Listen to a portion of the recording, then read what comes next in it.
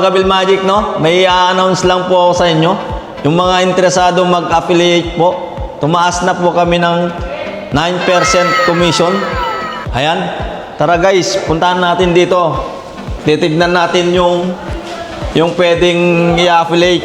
Ito guys, hindi lang tako, pati accessories na rin po ang ating pwedeng i-affiliate. So ito guys, dito.